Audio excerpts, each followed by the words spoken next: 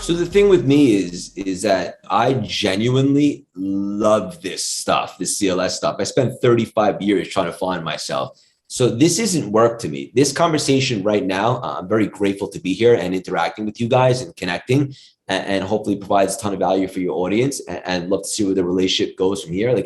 And then I have another coaching call right after this. Then I have an Instagram live with an NFL player after that, and another call. And my day, I don't like to use the word busy because I think that could be a little bit negative. My days are very full, but I love this stuff, genuinely. Are there days where I'm like, damn, like that's a long day? Yes, but it's not in a negative frequency. It's just like I could use a minute to just kind of disconnect.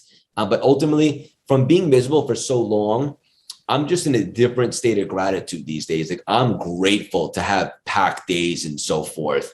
And it is what it is. I'll be honest with you. I did just book my first little vacation for the first time since I started CLS, because I've been going 100 miles an hour for a year and a half straight. And it felt good to book it. But if I'm being honest with you guys, like I'll have my laptop there. I'll still be working. I don't get burnt out because I genuinely love this stuff. And also because I'm not afraid to say no to things that don't feel good.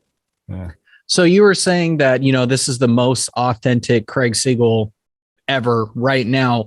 When the pandemic started is when you started CLS, but was it like when you were 31, 32, did you know that you were going to start something? You just didn't know what it was? Like, did you know that there is a business coming? I just don't know what the business is yet. Or did you think this is my life?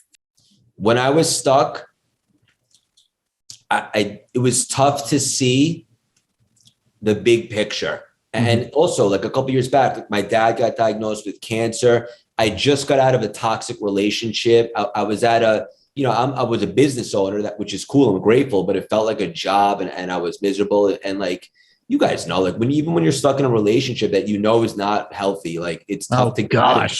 Do we ever know? And also, like, you start asking yourself, like, are people really happy, like, that you see, or is it like a facade and like this is it? And then ultimately I got out of that relationship. And to be honest with you, I'm having a breakthrough right now, because what I just learned, because once I got out of that relationship, I was able to find, the girl that I'm with now that I'll marry. And also when I found running and when I started CLS, the common denominator in all these things is all those things were after a little bit of a reset or a step back to just kind of clear my head, where I gained clarity. So ultimately, no, I didn't always know that there was going to be something huge that I had in my back pocket. I got stuck, and I was in a bad spot a couple of years back where, like, I was in pain, like not physical, emotional and spiritual pain, straight up. Like, let me be real. And it was hard to see the big picture for a little while. And I'll be honest with you guys, like the pandemic, I know it's very controversial, but just the fact that the world stood still and stopped for a second, it gave, and I believe life happens for us, not to us. That opportunity really woke me up to get going and to make something happen and to find why I'm here. I didn't always know what that would be. Yeah. No, and it's a tough thing. We all do. I believe every human, one of the primary things is wanting to matter and having purpose. And sometimes that is so challenging to find, especially for the people that I do recovery group with or talk to or message us. They are letting pleasure seeking override purpose seeking, and it leads to a really empty life. Because how many drinks can you have? How many drugs can you do? How many people can you hook up? Like it's an insatiable thing that will never be fulfilled. But purpose gives you something to wake up to, and it has self-esteem.